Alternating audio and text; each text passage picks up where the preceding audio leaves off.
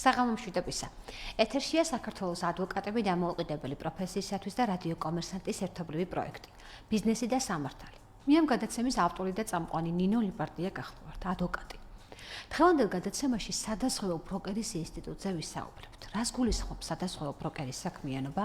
რა არის ის ძირითადი პრინციპები და ამასთანავე გამოწვევები, რომელიც დღეს საქართველოში სადაზღვევო ინდუსტრიის რეგულირებისას და სადაზღვევო საქმიანობის განხორციელებისას სადაზღვევო ბროკერებს ახასიათებთ და უდგებათ დღის წესრიგში.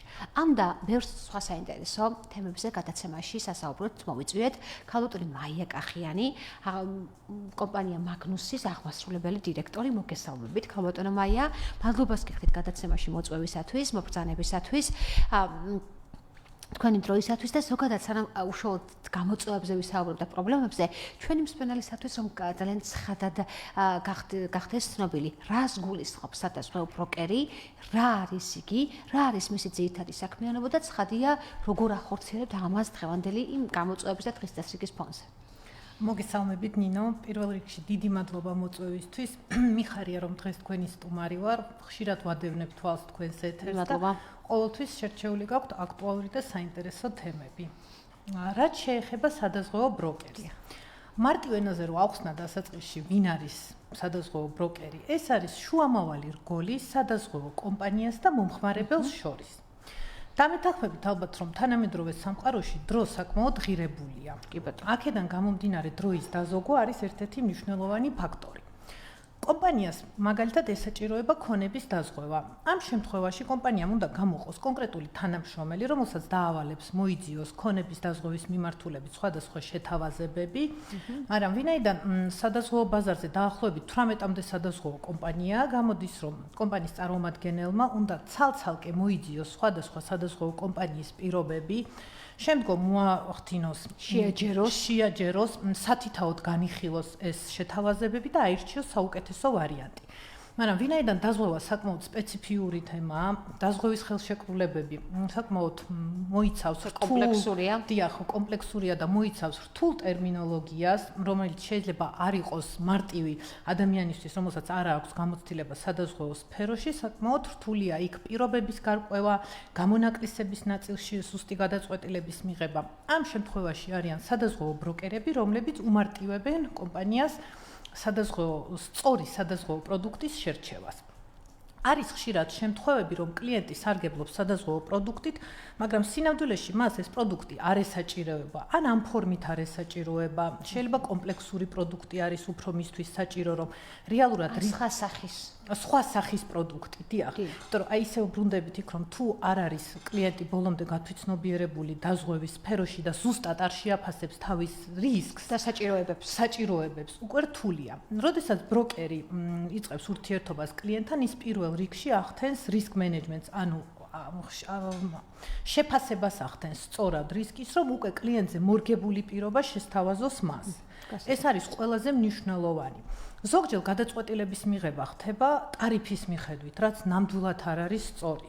ტარიფი კლიენტის მხრიდან, ხო? დამზღობის მხრიდან. დიახ, იმიტომ რომ ტარიფი არის, ნამდვილად ყოველ შემთხვევაში მეორე ხარისხოვანი გადაცემაში რეკლამის დროა ქალბატონო მაია, იმიტომ რომ ცელ თემას შეეხეთ და ესეც იყო ჩემი შეკითხვის საგანი თუ და იქნება აუცილებლად დაგვალოდეთ ძვირფასო რადიო მსმენელებო, ჩვენ რამოდენიმე წუთში დაგებრუნდებით.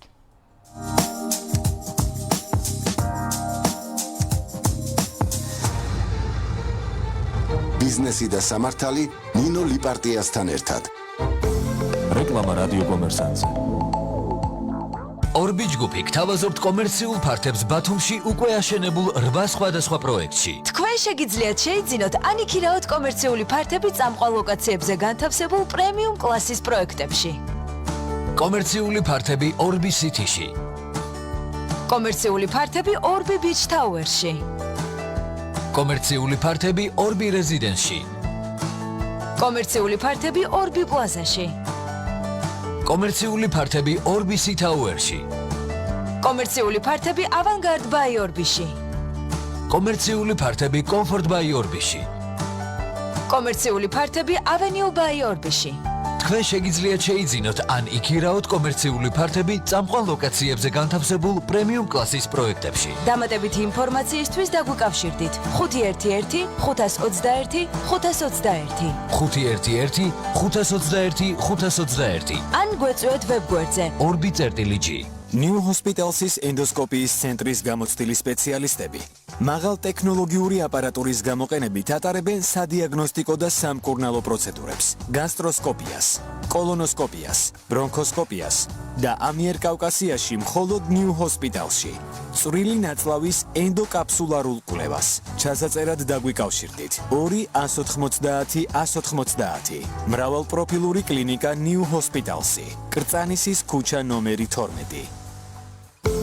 რეკლამა რადიო კომერსანტზე. ბიზნესი და სამართალი ნინო ლიპარტიასთან ერთად.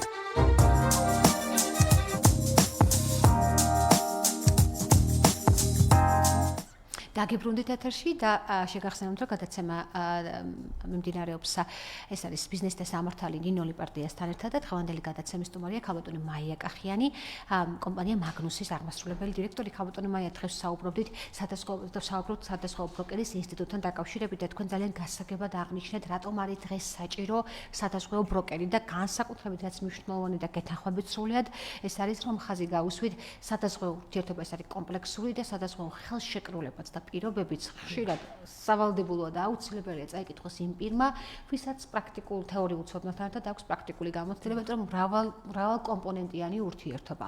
და ამასთან დაკავშირებით აუცილებლად მინდა თქვენი ყურადღება გამომახვილო და დაგიცვათ შეკითხვა, რას უნდა მიექცეს ყურადღება, როდესაც ხდება სადაზღვევო ბროკერის ან თავად ხელშეკრულების მხარის მიერ, თუნდაც ეს დამზღვევის მიერ ხელშეკრულების დადება. ფასზე საუბრობთ. რამდენად არის ფასის კომპონენტი არსებითად მნიშვნელოვანი აი ამ კომპანიის არჩევისას?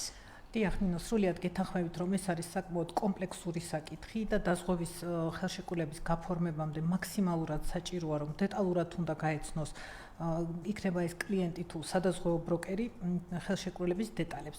ფასი არის მეორე ხარისხოვანი და ახსნი რატომაც.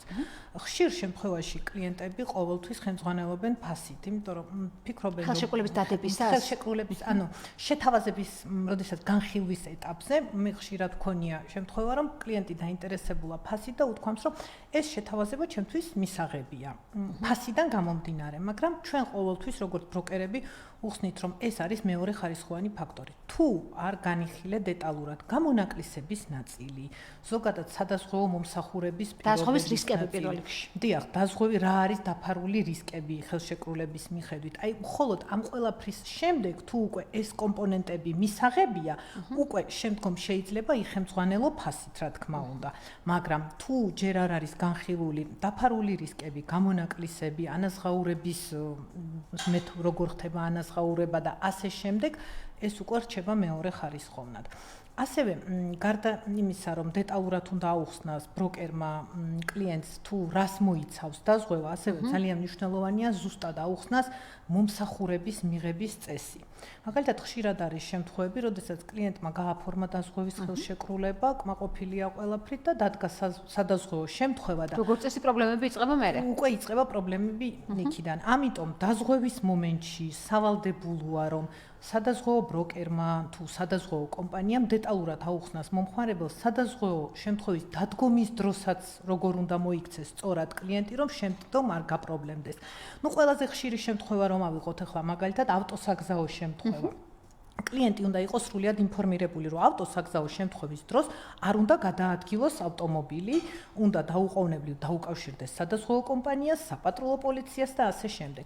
თუ ეს ქმედებები იქნება დარღვეული პირობითა და სადაზღვევო კომპანიას არ დაუკავშირდა, საპატრულო პოლიცია არ გამოიძახა, ეს შეიძლება ცალსახად იყოს მიზეზი უარის.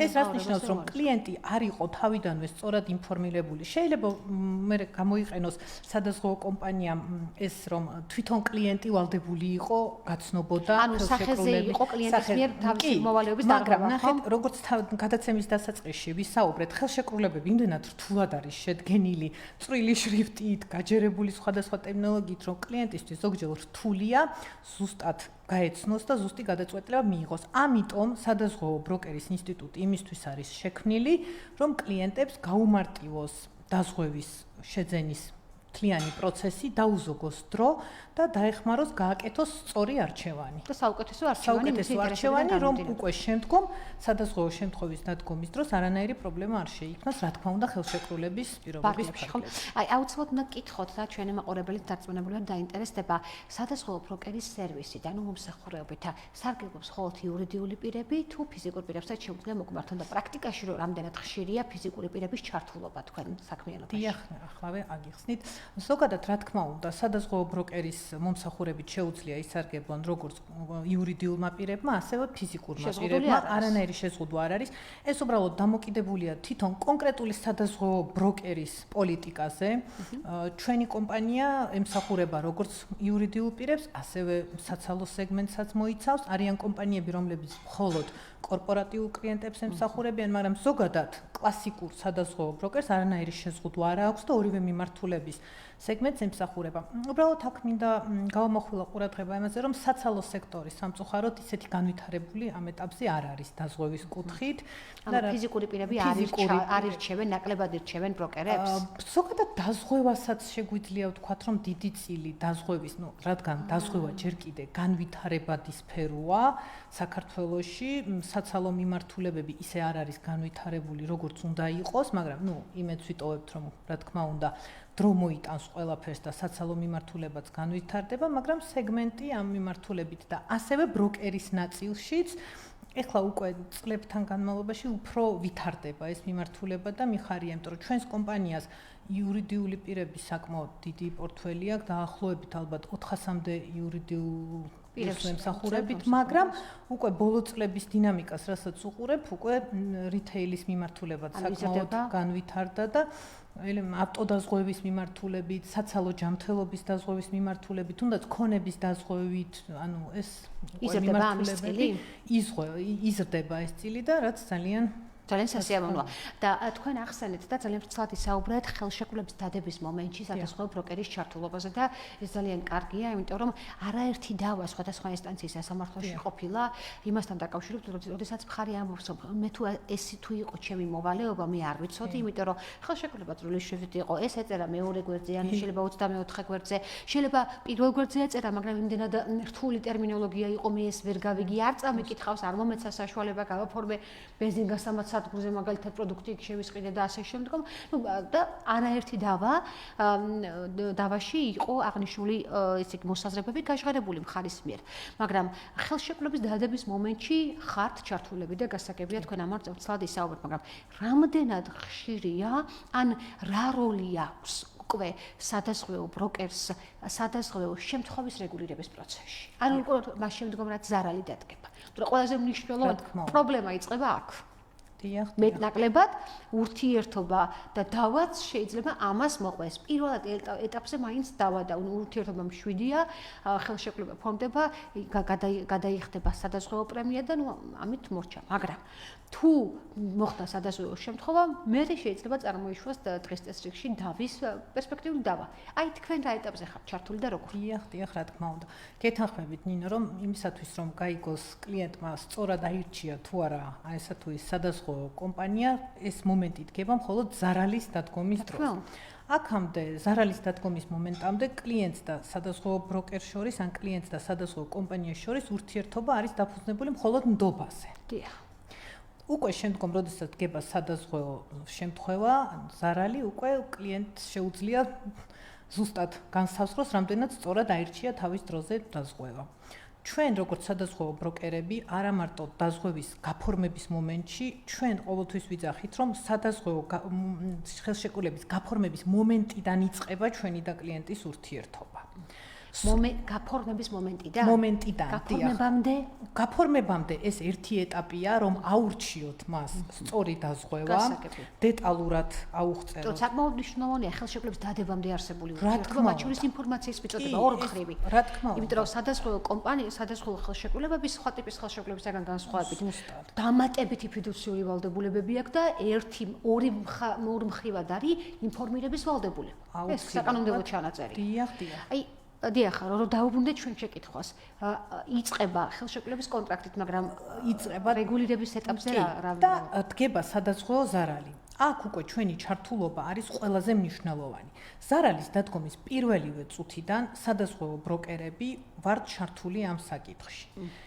ჩვენ ყავს კონკრეტულად ჩვენს კომპანიას ცალკე ზარალების ჯგუფი, რომლებიც ერთვებიან და ზარალის დადგომის წუთიდან ამ მომენტში და ჩვენი მთავარი მიზანია, რომ ზარალი დარეგულირდეს ოპერატიულად, კლიენტმა მინიმალური დრო დახარჯოს ზარალის დარეგულირებაზე და რა თქმა უნდა თავიდან ბოლომდე იყოს დაცული კლიენტის ინტერესები. და ანაზღაურდეს ზარალი. ანაზღაურდეს სიკეთე, რაც რა თქმა უნდა, იმიტომ რომ ჩვენ ბროკერები ვართ კლიენტის მხარე და ჩვენი მთავარი მიზანი არის, რომ კლიენტი იყოს დაზღვეული და მისი ზარალის დადგომის დროს ანაზღაურება მოხდეს სამართლიანად, რაც შემდგომში რა თქმა უნდა გამოიწვევს კლიენტის კმაყოფილებას და ეს იქნება ის მთავარი მიზანი, რაც ჩვენთვის როგორც ბროკერებისთვის არის ძალიან მნიშვნელოვანი. და შესაბამისად აქტიურად ხართ ჩართული. თუ არანაზღაურდა სადაზღვევო შემთხვევა და უარი ეთქვა, როგორც წესი პრობლემა აქედან წარმოიშობა. რა თქმა უნდა. ჩვენ თავიდან ბოლომდე როგორც უკვე მოგახსენეთ, ვართ ჩართული ამ პროცესში. ჩვენ სადაზღვევო კომპანიასთან ვაწარმოებთ მიმოწერას და ურთიერთობას კონკრეტულ кейსებთან დაკავშირებით. იქ, სადაც სახელშეკრულებო ფარგლებში კლიენტის უფლებებს ვიცავთ სრულად, მაგრამ სამწუხაროდ არის შემთხვევები, როდესაც კლიენტს ხელშეკრულების პირობებიდან გამომდინარე ნამდვილად არ ეკუთვნის ზარალის არასწორობა. ანუ სადაზღვევო კომპანიის უარი მარწომიერია. აქ არის ხოლმე ასეთი შემთხვევები და ვინაიდან სადაზღვევო ჩვენ კლიენტის მხარე ვართ, რა თქმა უნდა, მაგრამ სადაზღვევო კომპანიებიც ჩვენი რა თქმა უნდა პარტნიორები არიან და ჩვენ ვალდებულები ვართ, რომ სამართლიანობის ფარგლებში მოვახდინოთ კონკრეტული შემთხვევების დარეგულირება.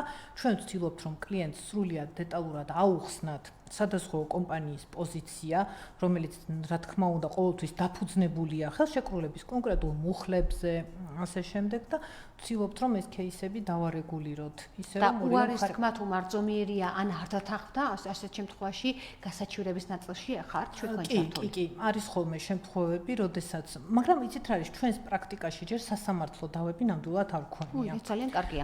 ესე იგი უარები სადაზღვევო კომპანიის უარები მინიმალურად, იმიტომ რომ აი ისე ვბრუნდებით იქნინო, რომ ჩვენ თავიდან დაზღვევის მომენტში იმდენად დეტალურად გავდივართ სახელშეკრულებო პირობებს, რომ უკვე ალბათობა იმის, რომ ზარალი დაუარდეს, უნდა იყოს რაღაც მინიმალური. ან თუ დაუარდება, მხარე ინფორმირებულია და პრეტენზია მხარე ინფორმირებულია სრულად, დიახ.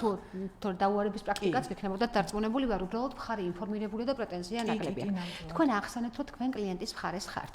აუცილებლად უნდა გკითხოთ, სადაზღვევო ინდუსტრიაში არსებობენ ესეთი სუბიექტები, სადაზღვევო ბროკერები, რომლებიც თქვენ საუბრობთ და სადაზღვევო აგენტები.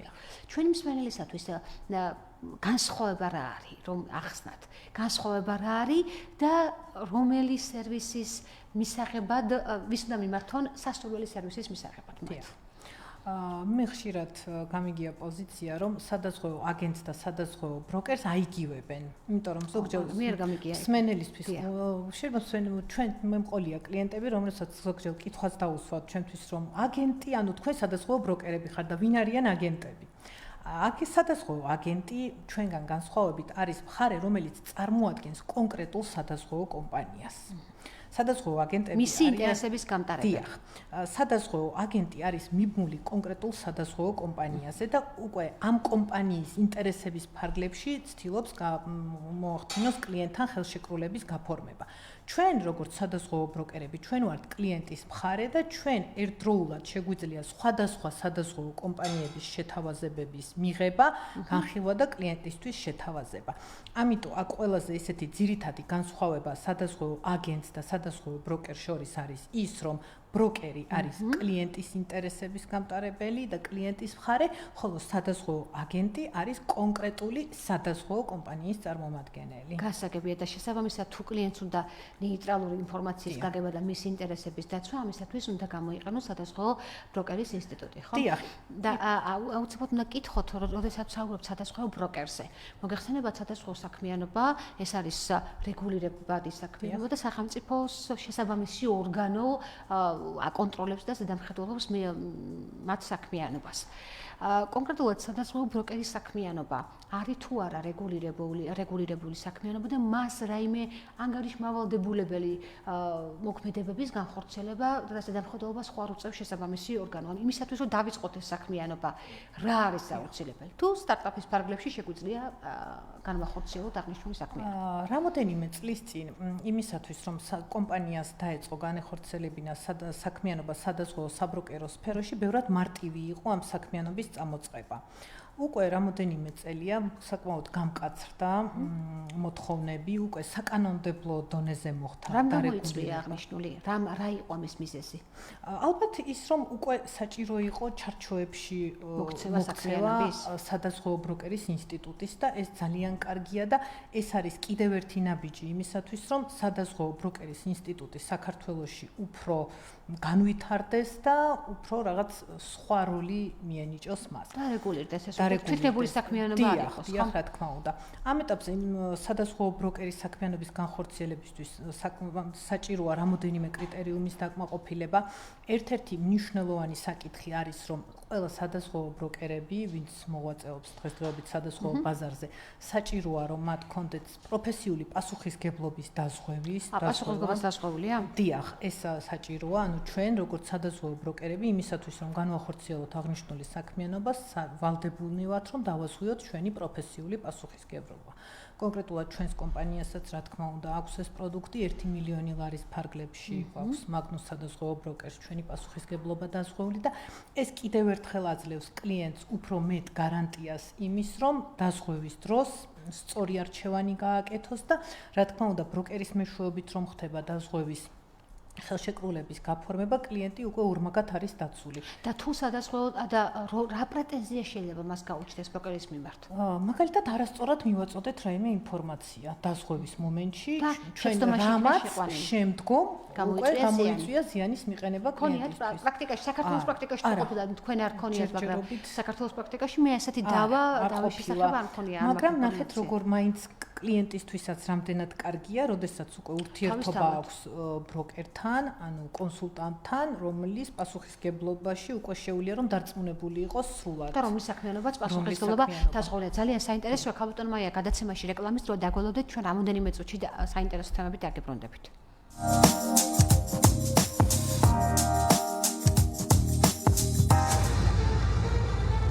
ბიზნესი და სამართალი ნინო ლიპარტიასთან ერთად.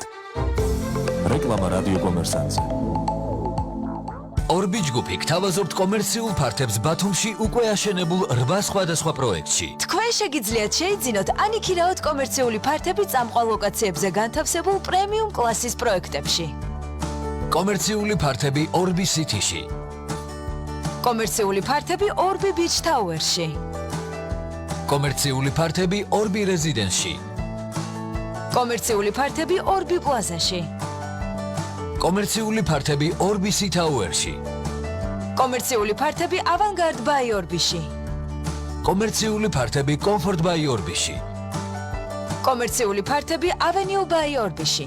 თქვენ შეგიძლიათ შეიძინოთ ან იქირაოთ კომერციული ფართები წამყვან ლოკაციებზე განთავსებულ პრემიუმ კლასის პროექტებში. დამატებითი ინფორმაციისთვის დაგვიკავშირდით 511 521 521 511 521 521 ან გვეწვევთ ვებგვერდზე orbi.g. მიიღე გარანტირებულად დაბალი ფასები მედიკამენტებზე PSP-ში ყოველ დღე.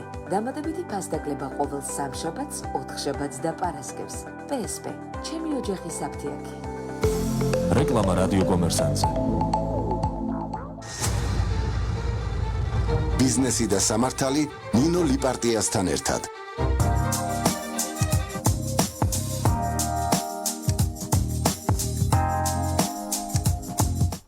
და დაგიბრუნდით ეთერში და ვსაუბრობთ სადაზღვევო ბროკერის ინსტიტუტისა და საქმიანობის გამოწყობების შესახებ და შეგახსენებთ, რომ გადაცემის დღევანდელი სტუმარია ქალბატონი მაია კახიანი, მაგნუს სადაზღვევო კომპანიის საბროკერო კომპანია მაგნუსის აღმასრულებელი დირექტორი. ქალბატონი მაია, ანგარიშვალდებულობაზე ვსაუბრობდით, რას წარმოადგენს, რატომ არის მნიშვნელოვანი საბროკერო ორგანიზაციის ანგარიშვალდებულება სახელმწიფოს წინაშე? ნინო, როგორც უკვე ვისაუბრეთ, ეს რამოდენიმე წლის წინ შემოვიდა ეს რეგულაციები, რომ სადაზღვევო ბროკერი ვალდებულია, როგორც უკვე ვისაუბრეთ, პროფესიული პასუხისმგებლობის დაზღვევა რომ იქონიოს და ასევე საჭიროა რომ მინიმალური კაპიტალის მოთხოვნები დააკმაყოფილოს და რა თქმა უნდა ყველაზე ერთ-ერთი მნიშვნელოვანი სიახლე რაც დაემატა არის ის რომ ასევე ბროკერი ვალდებულია წელიწადში ორჯერ ფინანსური ანგარიშგება წარადგინოს მარეგულირებელ ორგანოში. ჩვენ შემთხვევაში ეს არის სახელმწიფო დაზღვევის ზედამხედველობის სამსახური. ეს ძალიან კარგია იმისათვის რომ უკვე წარმოდგენა გქონდეს თუ რას წარმოადგენს ბროკერის ბაზარი დღესდღეობით, იმიტომ რომ როდესაც რამდენი კომპანიაა საბროკერო? 2016 წელს, როდესაც ჩვენი კომპანია მაგნუსი დაარსდა, ბაზარზე მოქმედებდა 8 სადაზღვევო ბროკერი. დღესდღეობით ეს არის 24. დღესდღეობით 24 ბევრჯერ. დიახ, ნამდვილად და კონკურენცია შესაბამისად არის. კონკურენციაც არის და იმედია რომ ეს სფერო კიდევ უფრო განვითარდება. აი, ძირითად გამოწვევად რას დაასახელებთ აი ამ საქმიანობის ფარგლებში? ძირითადი გამოწვევები არის რომ დაზღვევის ცნობადობა უნდა გაიზარდოს მოსახლეობაში და ეს არის ყველაზე მნიშვნელოვანი საკითხი, იმიტომ რომ დაზღვევა იმ პლუსებს, რასაც მოიცავს, უნდა იყოს სწორად მიწოდებული მოსახლეობისთვის. ანუ ინფორმირება დაზღვევის თაობაზე. იმიტომ რომ მომხმარებელმა უნდა იცოდეს, რომ დაზღვევის შეძენის შემთხვევაში ძალიან ბევრ დადებით ფაქტორს მიიღებს. და ეს იქნება დაცულობა პირველ რიგში და როდესაც ჩვენ შევძლებთ რომ მოსახლეობას მასიურად მივაწოდოთ ინფორმაცია დაზღვევის სარგებელზე, ეს ნამდვილად დაეხმარება ინდუსტრიას განვითარებაში. მეორე გამოწვევა, რასაც დაზღვევა განიცდის დღესდღეობით, არის ის, რომ მასობრივი სავალდებულო დაზღვევის სახეობები არ გვაქვს დღესდღეობით. ნუ ახლა საპირის პასუხისმგებლობის დაზღვევაზე წლები არის საუბარი, თუმცა ჯერჯერობით სრულად ვერ იქნა ეს კანონი მიღებული. ძალიან კარგი იქნება, რომ მალე ეს თემა დასრულდეს, ამოქმედდეს, იმიტომ რომ ევროპის ქვეყნებში და ჩვენს თუნდაც მეზობელ ქვეყნებში, სადაც შემოსულია უკვე დიდი ხანია სავალდებულო დაზღვევა, დაზღვევის სხვადასხვა სახეობები, ამან ბევრად უფრო დიდი განვითარების შესაძლებლობა მისცა ზოგადად დაზღვევის ინდუსტრიას.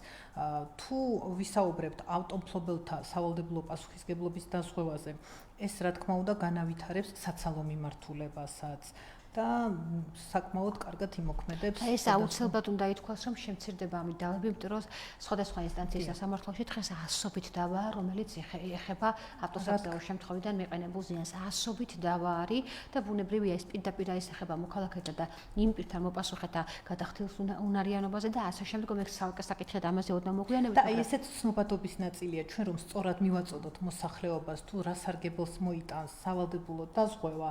ეს უკვე შემდგომად ამ პრობლემასაც მოხსნის თქვენი აუცილებლად ძალიან მნიშვნელოვანია თქვენი მოსაზრება დღეს ყველაზე მეტად აი რომელი სადაზღვევო პროდუქტები ვიცით რომ მრავალფეროვანია დღეს ბაზარზე ყველაზე ხშირად გამოყენებადი რომელია და რომელია განვითარებადი კი სადაზღვევო პროდუქტები რა თქმა უნდა არის მრავალფეროვანი მაგრამ პირველი ადგილი გაყიდვების კუთხით მოდის ჯანმრთელობის დაზღვევაზე ყველაზე დიდი წილი საქართველოს მოსახლეობის დაახლოებით ბროკერობის საქმიანობაშიც? ბროკერობის საქმიანობაში. მოთხოვნა ყველაზე მეტად ის არის. ყველაზე დიდი პროცენტი. მოსახლეობის 20% ჯანმრთელობის დაზღვევით არის დაზღვეული და საქართველოში რეგისტრირებული სატრანსპორტო საშუალებებიდან მხოლოდ 7%-ია დაზღვეული. ხო, ნუ ძალიან ცოტა. ეს გამომდინარეობს, მაგრამ დაზღვევის სფერო ბევრად როგორც უკვე ვისაუბრეთ, განვითარების ეტაპზეა. ციფრებსაც რომ დაუბრუნდეთ, ახლა 2024 წლის ჭრილში სტატისტიკა ჯერ არ გამოქვეყნებულა, მაგრამ 2022 წელი და 2023 წელი რომ შევადაროთ, სადაზღვევო ბროკერის მიმართულებით თუნდაც 2022 წელს მოზიდული ბროკერების მიერ პრემია შეადგენდა დაახლოებით 57 მილიონ ლარს, ხოლო უკვე 2023 წელს ეს ციფრი 78 მილიონი. ანუ ბევრად გაიზარდა დაახლოებით 20 მილიონი თარი გაზრდილი ერთი წლის ჩრდილს და ძალიან მნიშვნელოვანია. ჯანმრთელობის დაზღვევა ახსენებდა, ანუ მეტნაკლებად პოპულარული ალბათ იმიტომ რომ საჭიროებიდან გამომდინარე მოსახლეობა ირჩევს, რომ ის ხარჯი, რომელიც მან უნდა გაიყოს ჯანმრთელობის სერვისთან დაკავშირებით, იყოს დაზღვეული. განსაკუთრებით ჯანმრთელობის გარდა, რომელ სერვისს გულისხმობთ და რომელი არის კიდევ პოპულარული და რომელია მზარდი? დიახ, შემდეგი არის ავტომობილების დაზღვევა. რა თქმა უნდა, ეს არის ჩვენთან სავალდებულო არ არის. ჩვენთან სავალდებულო არ არის და როგორც უკვე ვისაუბრეთ, როდესაც შემოვა ქვეყანაში სავალდებულო მესამე პირის წინაშე პასუხისგებლობის დაზღვევა, ეს რა თქმა უნდა აღნიშნულ სეგმენტსაც დაეხმარება, რომ უფრო განვითარდეს. შემდგომ მოდის ქონების დაზღვევა და ასე შემდეგ უკვე სხვა დაზღვევის. პროფესიულ პასუხისმგებლობაზე უნდა კითხოთ. პროფესიული პასუხისმგებლობის დაზღვევა ერთ-ერთი მნიშვნელოვანია და ევროპაში ძალიან განვითარებულია და ჩვენს შემთხვევაში განსაკუთრებით წლებია საუბარი მიდის იმასთან დაკავშირებით, რომ საუბრობენ, რომ სასურველია ქვეყანაში შემოღებული იყოს სამედიცინო მედიკოსთა პროფესიული პასუხისმგებლობის დაზღვევა. რამდენად პოპულარულია დღეს აღნიშნული და შეგიძლიათ თუ არა ვისაუბროთ იმასთან დაკავშირებით, რომ დღეს მედიკოსები ითხოვენ და ეს პროდუქტი მზარდია და მისი მოთხოვნა იზრდება. ან არსებობს თუ არა ქვეყანაში ამის მოთხოვნა? დღესდღეობით რა თქმა უნდა სავალდებულო რა თქმა უნდა არ არის ეს პროდუქტი, მაგრამ სამწუხაროდ, მაგრამ ნებაყოფლობით ნამდვილად ეს პროდუქტი განვითარების სტადიაშია. ჩვენს პორტფელში საკმაოდ კარგი ადგილი უკავია აღნიშნულ პროდუქტს. ეს მედიკოსები ასრულებენ მის პასუხისმგებლობას თუ კლინიკა ასრულებს პასუხისმგებლობას? თვითონ კლინიკა ასრულებს და მაგრამ როცა ცალკეც განიხილება ეს პროდუქტი, რა თქმა უნდა თვითონ არა მოთხოვნა როგორია თუ ცალკე სუბიექტებს რო შეუძლიათ უფრო კლინიკები საკუთარ პასუხისმგებლობას ასრულებენ თუ მათ თანამშრომელთა პასუხისმგებლობას ასრულებენ? რა თქმა უნდა ეს მოიცავს მათი თანამშრომლების პასუხისმგებლობას. გასაგებია. და აუცილებლად უნდა კითხოთ თქვენი კომპანიის წინაშე მაგნუს და საბროკერო კომპანია მაგნუსი ერთ-ერთი მნიშვნელოვანი ბროკერი ორგანიზაცია, რომელიც ახორციელებს უკვე დაახლოებით 8 წელია, მე-9 წელიწადია, რომელიც ახორციელებს სადაზღვევო საქმიანობას და თქვენი საუბრიდან გამომდინარე, თქვენ იცავთ კლიენტის ინტერესებს, ხომ? თუ შეგიძლიათ ორიოდე სიტყვა გითხარით თქვენი საქმიანობის შესახებ და იმ ინტერესების შესახებ, რომელიც წლების განმავლობაში თქვენი საქმიანობიდან გამომდინარე გაჩნდა, რომ ის საუკეთესო პრაქტიკა როგორია და რას ურჩევთ თქვენ როგორც მრჩეველი, კლიენტის მრჩეველი, როგორია თქვენი რჩევა, რა უნდა გაითვალისწინოს ხელშეკრულების მხარემ, ხელშეკრულების დადებისას? ჩვენი კომპანია 2016 წლიდან არის წარმოდგენილი სადაზღვევო ბაზარზე. ჩვენ შევქმნით ადგილი სივრცე, სადაც გავაერთიანეთ სხვადასხვა სადაზღვევო კომპანიები, ეგრეთ წოდებული სადაზღვევო მარკეტი. ეს იყო კონცეფცია, რომელიც ჩვენ შევიმუშავეთ, რომ გვინდოდა რომ ერთ ადგილში, ერთ სივრცეში მომხმარებელს მიეღო მომსახურება და ყველა სადაზღვევო კომპანიის პროდუქტები გაგვაერთიანებინა ერთ სივრცეში. ჩვენი კომპანიის სლოგანია თქვენი სანდო მრჩეველი.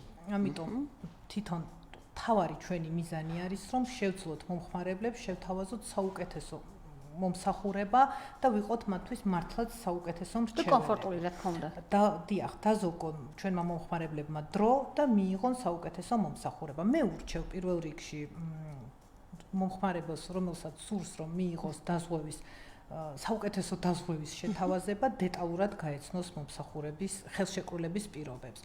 მარტო ფასის მიხედვით არავითარ შემთხვევაში არ უნდა მოხდეს გადაწყვეტილების მიღება. უნდა ძალიან დეტალურად მოხდეს ხელშეკრულების პირობების დაფარული რისკების, გამონაკლისების და მომსახურების მიღების წესების თაობაზე დეტალურად. წინააღმდეგ შემთხვევაში მოუწევთ დავა, ან შეიძლება ვერ მიიღონ ამ მომწვევს ის მოლოდინები არ გაუმართლდეთ და სადაზღვევო ხელშეკრულებიდან გამომდინარე, რომელიც მათ აქვთ და სადაზღვევო ანაზღაურების ან ზარალის დადგომის მომენტში, ან ზარალის დადგომის შემდგომ მათ მიიღონ. იმიტომ რომ ნახეთ ნინო როგორ არის საქართველოში, ვინაიდან ბევრი სადაზღვევო კომპანიები არსებობს, რა თქმა უნდა, ყველას აქვს თავისი პირობები. ეს ხომ არ არის დასტანდარტებული პროდუქტი. აქედან გამომდინარე, საჭიროა რომ მომხმარებელმა დეტალურად შეძლოს გაეცნოს სხვადასხვა პირობებს. ჩვენი კომპანია ასევე სთავაზობს მომხმარებელს საერთაშორისო პროდუქტს, ეს არის მწვანე ბარათი. მესამე რას გულისხმობს? ეს არის საერთაშორისო პროდუქტი მესამე პირის წინაშე პასუხისგებლობის დაზღვევის. გადამზიდავი კომპანიები, ფიზიკური პირები, რომლებიც მიემგზავრებიან საზღვარგარეთ, ეს არის მათთვის იმ ტერიტორიაზე მოქმედებს სავალდებულო დაზღვევა და უკვე აღარ უწევთ შეიძინონ კონკრეტულ ქვეყნებში სავალდებულო დაზღვევის პოლისი და ეს პროდუქტი იმდენად დასტანდარტიზებულია უკვე ევროკავშირის ქვეყნებში, რომ აქ უკვე ბევრად მარტივია ასეთი პროდუქტის კლიენტისთვის შეძენა, როდესაც უკვე სტანდარტული პროდუქტია, მაგრამ ის პროდუქტები, რომლებიც საქართველოს ბაზარზეა წარმოდგენილი ქონების დაზღვევის მიმართულებით, ავტოდაზღვევის დაზღვევის შემთხვევაში. დიახ, ჯანმრთელობა კიდევ ძალიან მნიშვნელოვანი პუნქტია, იმიტომ რომ ჯანმრთელობის დაზღვევის მომენტში გამონაკლისების დეტალური განხილვის გარეშე ძალიან ინფორმირება მხარის. აქედან გამომდინარე თუ პროდუქტი არ არის დასტანდარტებული, აუცილებლად საჭიროა რომ მოხდეს მისი დეტალური განხილვა. რა თქმა უნდა, სჭირდება ინდივიდუალური მიდგომა და იმ პუნქტების ინდივიდუალური ანალიზი, რომელიც შეთავაზებული იყო სხვადასხვა კომპანიის მიერ. და თუ ეს არ არის, ხშირ შემთხვევაში სწორედ ეგ იწვევს დავას, იმიტომ რომ მოლოდინი ვერ მართლდება და ბუნებრივია, მერე მივიდი გადაინაცვლებს დავას სასამართლოში. და ეს იწვევს შემდგომ უნდობლობას და უკვე რაღაც რეპუტაციულ უნდობლობას სადაზღვევო ინდუსტრიის მიმართ. არადა, როდესაც სწორად ხდება კლიენტის დაზღვევა თავიდანვე და ზარალის დადგომის დროსაც პრობლემები არ არის, უკვე ბევრად მეტი ნდობა აქვს კლიენტს სადაზღვევო ინდუსტრიის მიმართ. დიახ, და ქალბატონო, ბოლო შეკითხვა მექნება, სად უნდა გიპოვოთ პირმა თუ უნდა თქვენი სერვისი დისარგებლოს, რა პირობები გაქვთ სერვისისათვის და რამდენად მნიშვნელოვანია, რომ ის მაგალითად თუ ავტოსატრანსპორტო საშუალებას ფლობს, ან უნდა ჯანმრთელობის დაზღვევა, ან თუნდაც ბიზნესი აქვს და დღეს ძალიან მნიშვნელოვანია ქონების დაზღვევა, იმიტომ რომ იმ მეწარმესაც, რომელიც თავის საქმიანობას ახორციელებს, თუნდაც მცირე მეწარმის სტატუსით, ხო, ძალიან დიდი რისკი შეიძლება დაუდგეს მომეტებული საფრთხის წყაროსგან. მაგალითად, იგივე ხანძარმა და ვიცით საქართველოს ისტორიაში არაერთი ხანძარს თუნდაც თავშეყრის ადგილებს ძალიან ძიმე შედეგი მიუყენებია მოვაჭრეებისათვის და მეწარმე სუბიექტებისათვის. სად უნდა გიპოვოთ დაინტერესებულმა პირმა, როგორია თქვენი მუშაობის პირობები და რას პირდებით მათ? ჩვენი კომპანიის საიტი არის Magnus.g. ნებისმიერ დაინტერესებულ პირს შეუძლია რომ ეწვიოს ჩვენს საიტს და ძალიან მარტივია ჩვენი საიტის მეშვეობით დაზღვევის სახეობების შეძენა. განაცხადი ივსება ძალიან მარტივად, ყველა სახეობა წარმოდგენილია ჩვენს საიტზე და უმოკლეს ვადაში უკავშირდება შემდგომ უკავშირი ხდება ჩვენი კომპანიის მხრიდან და კლიენტზე მორგებულ საუკეთესო პირობებს ვთავაზობთ უკვე ჩვენს მომხმარებლებს. თავარია რომ მოკლე ვადებში და მაქსიმალურად ყველანაირად შერჩეული პირობების შეთავაზება ხდება კლიენტისთვის. ჩვენი საიტი არის წარმოდგენილი 5 ენაზე. რა მნიშვნელოვანია. ინგლისურად, რუსულად, სავარაუდოდ, დიახ, აზერბაიჯანული, თურქული და რა თქმა უნდა ქართული. იმიტომ რომ ჩვენი პორტფელის დიდი სეგმენტი უკავია აზერბაიჯანულ და თურქულ კომპანიებს, რა თქმა უნდა და აქედან გამომდინარე ჩვენი საიტი. ან იმ კომპანიებს, რომლებიც საქართველოში ოპერირებენ? საქართველოში ოპერირებენ და რომლებიც ბენეფიციარები, დამფუძნებლები არიან უცხო ქვეყანაში. და ყველაზე მნიშვნელოვანი რასაც პირდებით და რასაც ახორციელებთ, ეს არის ჩართულობა უკვე სადაზღვევო ხელშეკრულების დადგომის მომენტში, იმიტომ რომ ძალიან კარგი ფრაზა ახსენეთ, თქვენი და კლიენტის ურთიერთობა იწყება ხელშეკრულების დადების შემდგომ. კი არ სრულდება ხელშეკრულების დადებით, არამედ იწყება და თქვენ ძალიან დიდ როლს თამაშობს თქვენი საუბრიდან გამომდინარე, რომ შევაჯამოთ სადაზღვევო ბროკერი ძალიან დიდ როლს თამაშობს უკვე სადაზღვევო ანაზღაურების გაცემასთან, იმიტომ რომ სადაზღვევო კომპანიასთან კომუნიკაცია ეს ცალკე გამოწვევა, ეს ცალკე საკითხია, რომელიც როგორც წესი დამატებით დროსა და რესურსს მოითხოვს. ძალიან დიდი მადლობა ქალბატონო მაია გადაცემაში სტუმრობისათვის. ძვირფასო რადიო მსმენელებო, შეგახსენებთ, რომ დღევანდელ გადაცემაში ვსაუბრობდით სადაზღვევო ბროკერის ინსტიტუტთან დაკავშირებით, სადაზღვევო ბროკერის საქმიანობის ძირითად პრობლემებს და ძირითად გამოწვევებზე და შეგახსენებთ, რომ დღევანდელი გადაცემის სტუმარი იყო ქალბატონი მაია კახიანი, Magnus და საბროკერო კომპანია Magnus-ის აღმასრულებელი დირექტორი. უღრმეს მადლობას გადაგიხდით ქალბატონო მაია გადაცემაში სტუმრობისათვის. ჩვენ კი დღეისათვის გემშვიდობებით, ტრადიციულად ყოველ ხუთშაბათს 19 საათსა და 10 წუთზე საინტერესო, პრობლემური და პრაქტიკული თემებით დაგებრუნდებით. დღეისათვის სულ ეს იყო, კარგად წამდებოდეთ.